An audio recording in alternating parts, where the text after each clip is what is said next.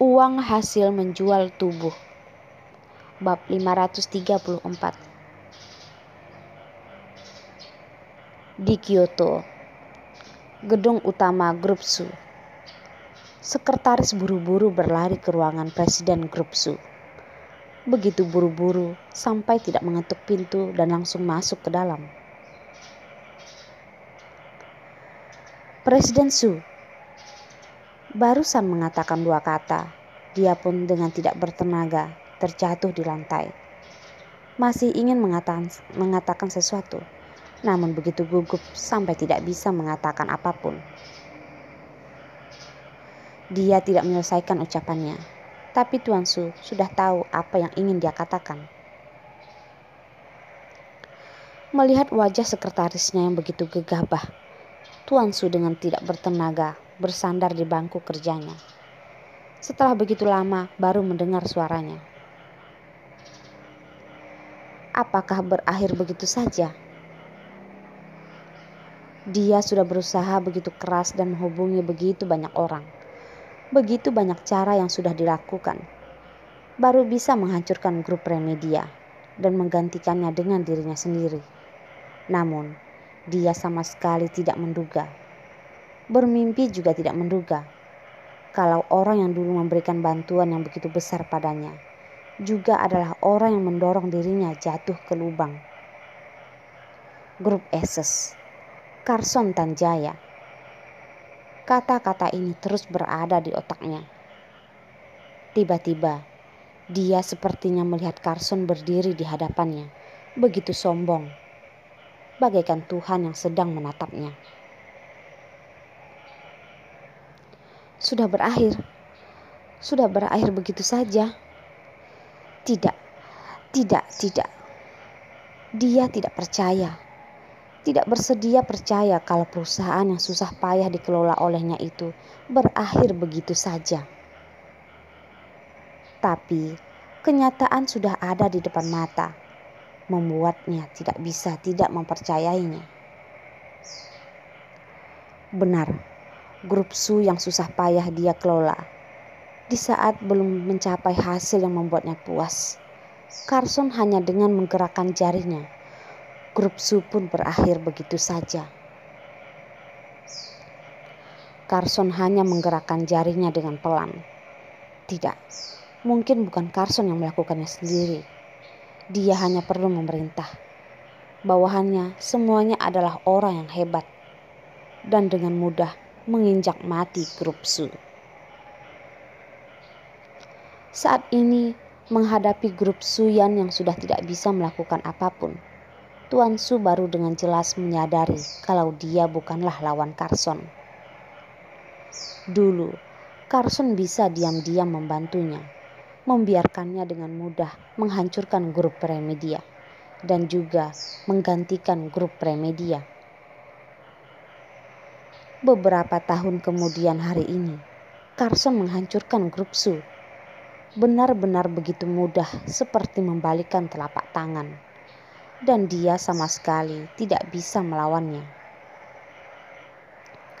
Selama ini, Grup Aces tidak pernah mengatakan ingin melakukan apapun pada Grup Su-nya.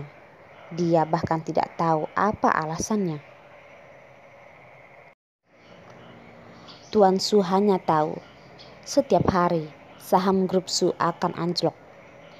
Tidak sampai 2 jam mulai pemasaran, sahamnya akan berhenti.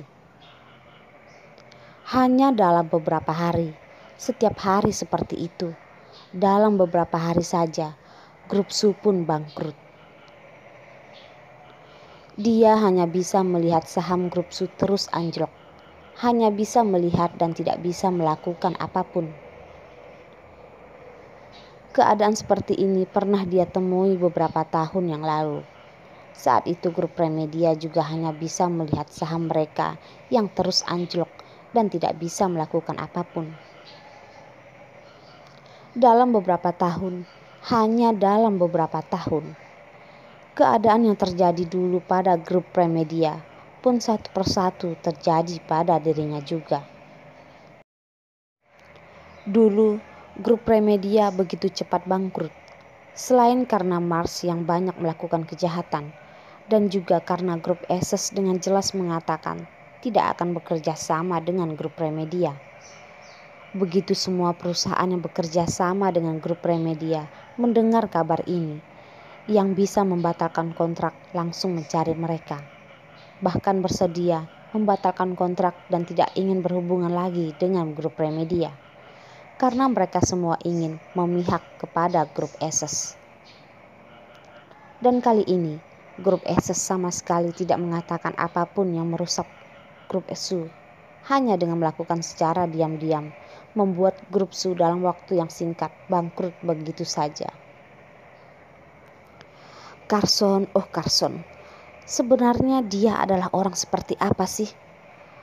Atau dia mungkin bukan manusia? Setelah dia mengambil alih grup Aces, perkembangan grup Aces begitu cepat sampai membuat orang terkejut. Selama ini, perkembangan siapapun juga tidak bisa dibandingkan dengan grup Aces. Atau mungkin dia tidak seharusnya berharap kalau dirinya bisa menghancurkan Carson dan menggantikannya. Beberapa bulan yang lalu, dia tidak tahu ada apa dengan dirinya dan tidak tahu apa yang sudah dia dengar. Dengan percaya diri, dirinya bisa menghancurkan Carson. Hingga pada akhirnya, dia tidak hanya tidak bisa menghancurkan Carson dan dirinya, bahkan membuat bencana bagi dirinya sendiri. Tuan Su, apa yang harus kita lakukan? Sekretaris yang terjatuh di lantai tadi pun bangkit. Dengan takut dia bertanya. Bagaimana? Bagaimana? Kamu menanyakanku bagaimana? Kalau aku tahu, apakah aku akan duduk di sini dan menunggu saja? Kalau dia tahu bagaimana, dari awal dia sudah melakukannya dan tidak akan duduk di ruangannya dan menunggu kabar buruk yang datang terus-menerus. Tuan Su, apakah kita... Tuan Su tiba-tiba tertawa. Ada air mata dalam tawa itu. Sudah berakhir. Semuanya sudah berakhir. Grup Su sudah berakhir. Aku juga sudah berakhir. Pergilah. Pergilah kalian. Semuanya pergi saja. Grup Su sudah bangkrut seperti grup Remedia beberapa tahun yang lalu. Hanya dalam beberapa hari hancur berkeping-keping, tidak memiliki apapun lagi.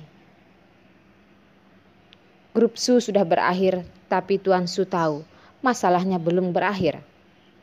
Carson mana mungkin membiarkan orang yang ingin membunuhnya begitu saja. Jadi saat mengetahui Carson meninggalkan pulau tidak berpenghuni dalam keadaan hidup, saat itu Tuan Su sudah tahu kalau dirinya tidak ada jalan lain lagi.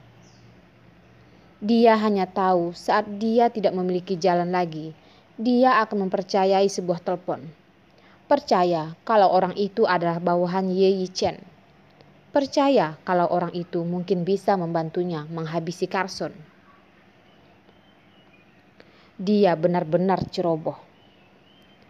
Tidak hanya tidak menghabisi Carson, dan dia malah dimanfaatkan oleh orang itu. Kali ini, grup Aces menghancurkan grup Su. Dia tahu, Carson pasti mengira dialah yang membunuh Fernando. Siapa sebenarnya pelakunya? Kenapa harus membuat dirinya yang menanggung semua ini?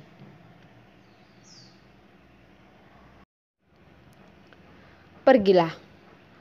Aku yang akan menemani Tuan Su di sini. Elisa masuk dan menyuruh sekretaris itu pergi. Perlahan berjalan ke depan Tuan Su dan berdiri di depan meja kerjanya. Untuk apa kamu datang kemari? Tuan Su dengan perasaan yang kacau dan melihat Elisa dengan dingin. Ucapannya memang dingin, tapi tatapannya tidaklah dingin. Tatapannya penuh dengan perasaan yang kacau. Hanya saja dia diam-diam menyembunyikannya. Datang melihatmu, kata Elisa tersenyum. Melihatku, Tuan Su pun melihatnya. Elisa tersenyum. Senyuman itu pun terlihat dingin. Ya, datang melihat betapa menyedihkannya dirimu. Kalau tidak, kamu kira aku datang untuk melihat apa? Tuan Su berdiri dan menarik Elisa. Kamu jangan lupa, kita adalah orang yang berada di dalam satu perahu. Kalau perahu ini tenggelam, siapapun tidak bisa melarikan diri.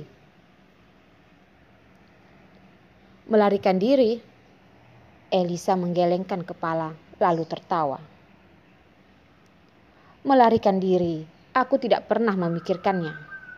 Walaupun dunia begitu luas, tetapi sepertinya sudah tidak ada tempat bagiku.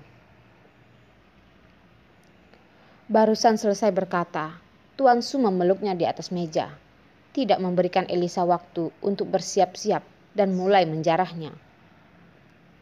Dia memeluknya dengan erat, setiap kali pun mencapai titik yang paling dalam. Sepertinya menggunakan cara ini untuk membiarkan Elisa menyadari keberadaannya.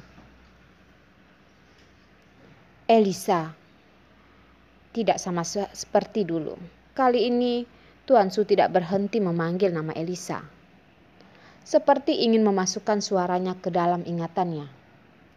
Agar dia ingat, pernah ada pria yang begitu tergila-gila pada Elisa. Setelah begitu lama, setelah sekali lagi membuatnya penuh luka, dia baru mendorong Elisa. Melihat tubuhnya yang penuh dengan luka, tatapan Tuan Su terlihat tidak tega. Namun dia malah membelakanginya dan tidak membiarkan Elisa menyadarinya. Tuan Su merapikan bajunya yang berantakan. Dari laci meja, mengeluarkan sebuah kartu ATM dan melemparkan di tubuh Elisa. Ini adalah uang penjualan tubuh untukmu. Ambil itu dan pergilah sejauh mungkin. Lain kali, jangan muncul di hadapanku lagi.